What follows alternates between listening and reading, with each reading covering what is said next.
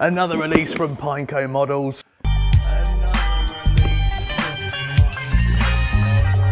This is the SG 1606 Pro. It's a 1/16 scale brushless, ready to run, mini pickup. It looks awesome. Let's get it on the bench. I've got loads of these things, and the reason I like them, they're really good value for money, and they do so many different body styles. There's definitely going to be something for everyone. This was the very first one they came out with, not with them wheels on it, but this is the very first one they came out with, along with this body style. A couple of manufacturers do slightly different body styles. You've got UDI RC, you've got SG, and you've got E-Sheen. I've also got a Lancia Delta style one. They do a Beetle. Now, I ordered quite some time ago a Beetle one from AliExpress, and it's not arrived yet. This one's come from the Asia RC depot. That's run by the same person that runs the WPL official store, so you can guarantee that your customer service and after sales is very good, very nice. This new release comes with two body styles. You've got the pickup and then the classic mini. Obviously I've got the pickup, the brushless version. You get a brushed version as well. Same with the classic one. I've ordered a classic one. I've ordered the brushed version. I love the mini, and I think this is one of their best releases yet. Hence why I've had to get myself the other one as well. I'm hoping the Beetle turns up as well, because that thing looks awesome. They also do like a Porsche, but wasn't too keen on that body style. Anyway, instructions. Transmitter has all your stuff on there, steering dual rate, steering trim, ESP, which is like a gyro. I find with that all the way off, these drive a little bit better. You get a set of drift wheels. These are rock hard plastic. I'm not too keen on these. I don't really run them. I like the tyres. Oh, this one comes with like road tyres. Oh man, this is definitely the best looking one yet. Look at that wing. That is awesome. Charger, wheel wrench, screwdriver, some body clips, Allen key. Allen!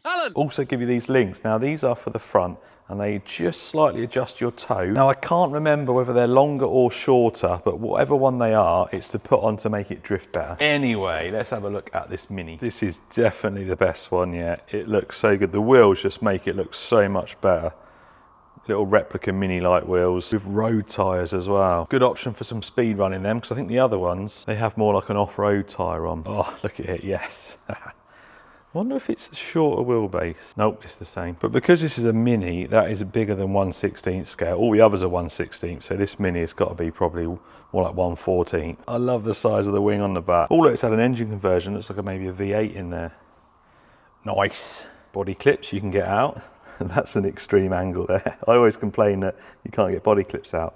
These have gone all the way to the other extreme. Front lights plug into the ESC. You've got a little 2435 brushless motor in there. I don't know what KV it is. It's covered up with a heat shrink, 3-wire mini servo, a 1,000,000-in-1 ESC receiver, light control, etc. 2-cell lithium-ion battery, 1200 milliamp hour, metal drive shafts, bearings all round, friction dampers. You can get some oil ones for these, but it's two different lengths. I'm not sure which this one takes. They look like they're quite short. So shaft driven 4-wheel drive, you can see it in there. I think the diffs are plastic in this. I've never had an issue with that. Standard sort of tub frame chassis there.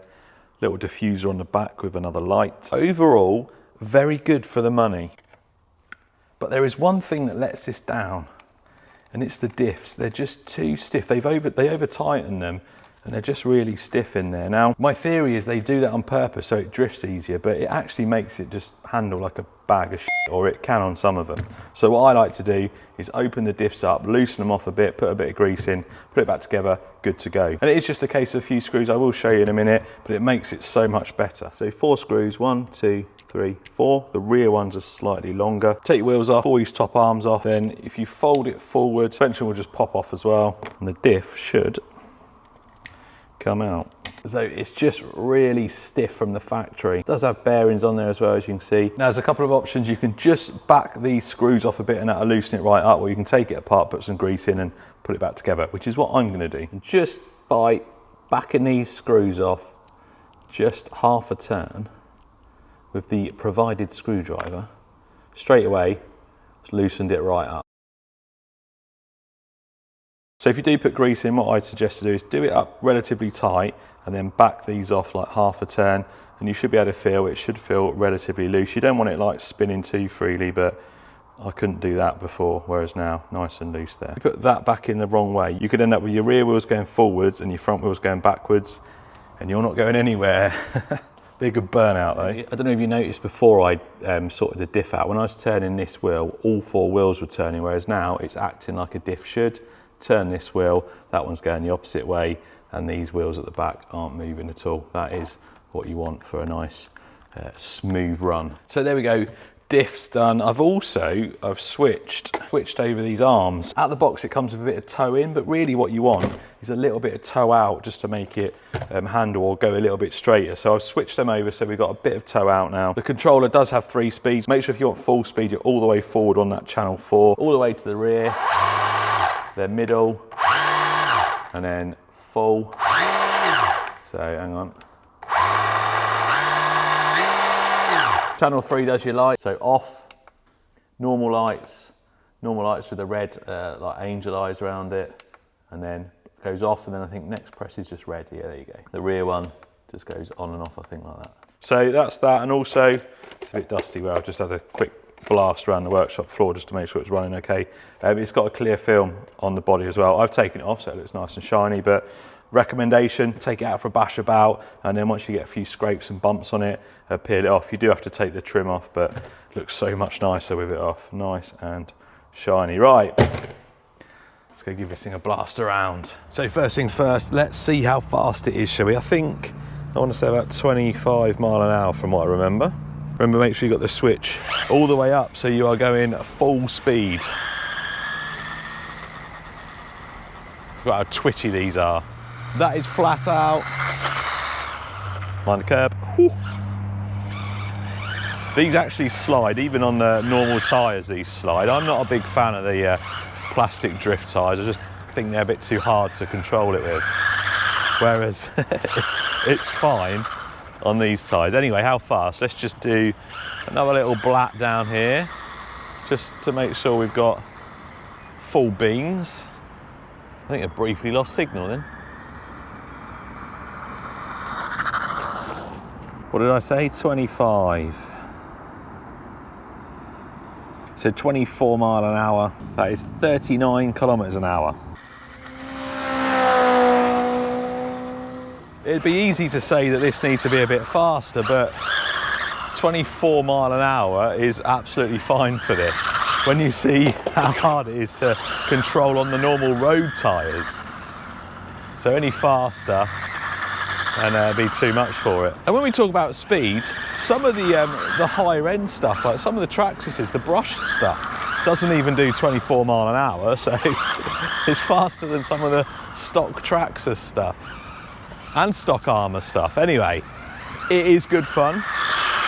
You can slide it about a bit. Remember, it has got 3 speeds. I'm on the highest, so I'll switch it down to the lowest. So that's the lowest speed. If you've got anyone who's just learning, just getting into the hobby, or you got kids, it still slides like that, look. It's still, that's on the lowest speed. But yeah, ideal for someone learning. Switch it up, full speed, off we go. Definitely oil shocks would help these things. You can get them, I've just got to work out what size will fit this, because 2 different sizes you can get, like 2 different lengths. All in all though, these things are awesome. A little bit twitchy on the handling.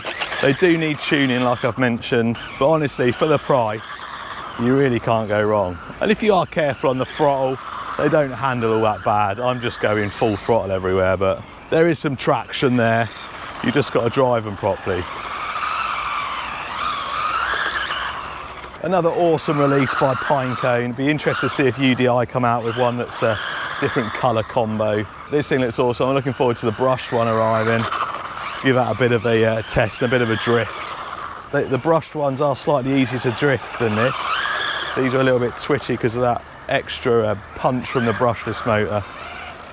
With the gyro on about a quarter of a turn, it helps a little bit, but I prefer driving it without the gyro on. It does offer a little bit more stability, but like I said, I prefer driving it off because it's just a little bit more scatty, as you can see with the gyro on. Yeah, sometimes it doesn't like to turn the way you want it to go. And with it fully on, it's impossible to drive. I'm not touching the steering now. Not touching the steering, that is just the gyro. It doesn't know what to do. Not perfect, look at it. It's got a mind of its own. But like I said, for the money, you can't go wrong.